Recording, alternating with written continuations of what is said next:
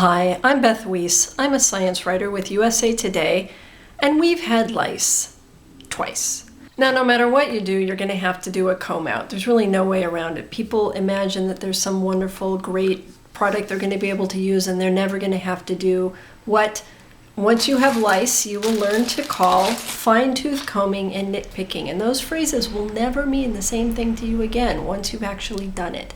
So here are some of the tips that I found after doing it a couple of times, and you do get a lot better. The first time you don't know what you're doing and you're afraid, and by the third time you're like, oh yeah, this is easy. And you just break the hair up into as many sections as you need to. I find that it's easier to do if it's wet.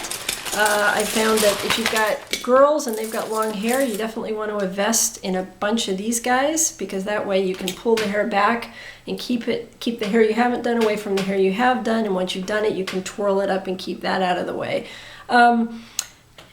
And it takes, the first time it takes an hour, it takes 2 hours. You throw in a good video, you start telling them your life story, whatever it takes to get them to sit still. You want to start at the top, and actually you're just going to go through strand by strand. I mean, you're just taking little tiny bits of hair to look.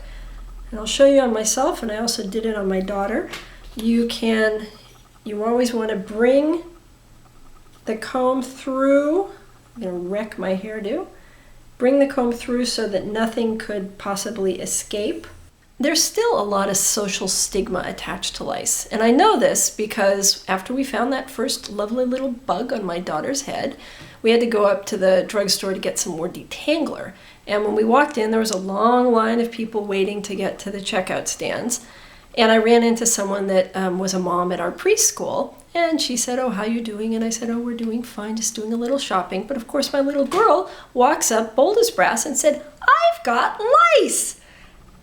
And everybody in that line took an involuntary step back from her. And she looked up at them like, oh no, what did I say? And she got really sad.